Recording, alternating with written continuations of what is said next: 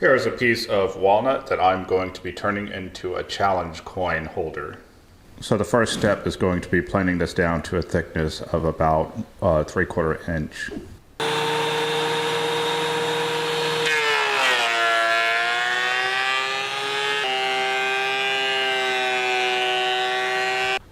Here is the board all planed down to thickness.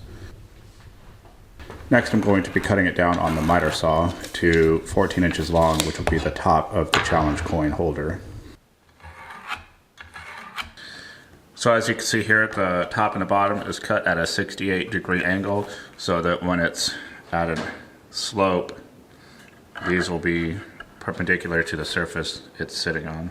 Next, I'm going to be starting at the top and marking 1/2 inch down, and then marking 1/4 inch down from that, because the grooves are going to be 1/4 inch wide and the space between them is going to be 1/2 inch. We're going to stop and leave a space here because there's going to be some coins inlaid into this as well. So now I'm going to be using my speed square to draw on a line on the side that matches the mark I put on the top, so that I can line that line up with the table saw blade. Each one of these is going to be a groove for the coins, cut at 68-degree angle to match the angle of the board. Now I'm going to be making multiple passes over the table saw, making slight adjustments to create these grooves.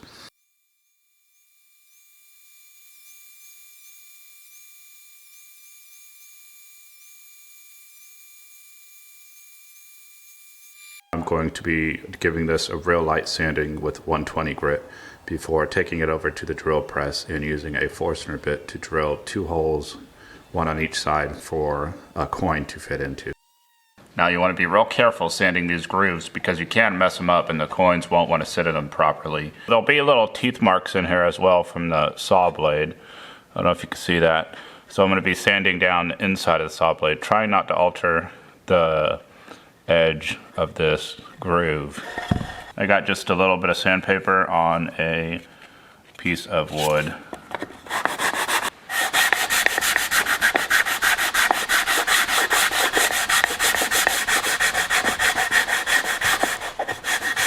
I used a Forstner bit on each end to drill a hole that I could recess one of the coin into. So there's going to be 1 coin on each side. In order to put a name on this, I used a CO2 laser, and it turned out pretty good, so I'm happy with the way it looks, and I'm going to sand it down to remove the burn residue off of it. Now I'm not very happy with my holes. The coin was a weird size. It was 1 9/16 inch, so I used the 1.5 inch Forstner bit, and then I used this Dremel tool to try and go around and make it bigger. And as you can see, I kind of went a little bit far right there and right here, so they're not perfect circles, but they look fine with the coin in there, so I'm gonna keep it. To make this cut, I'm going to just place the top part onto the side part and trace a line where I'm going to cut.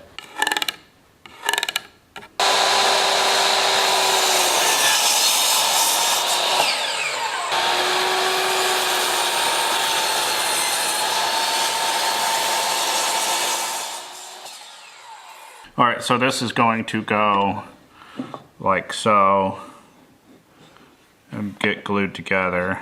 Then any type of little tiny bit of imperfection will get sanded off. This is going to be held together simply with glue. I'm going to glue it, clamp it together, and let it sit overnight. That should be enough clamps, right?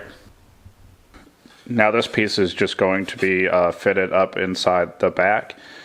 And I'm going to place it right here and take a rough estimate of where I need to take it to the miter saw and chop it.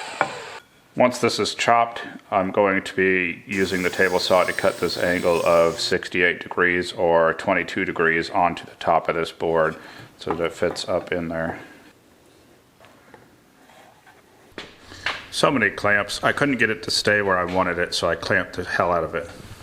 So I filled some of those small cracks with some sawdust and some super glue. Now I'm going to sand it down. Now I'm going to put a round over on the top and the sides of this using my palm router. I'm going to clean this off with the air compressor to blow off any of the dust from sanding, and then I'm going to finish it off with some Danish oil.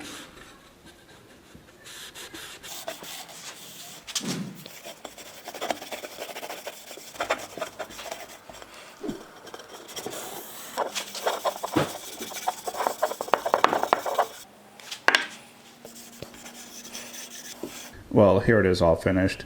I wish the name was a little bit darker, but I think it still looks pretty good.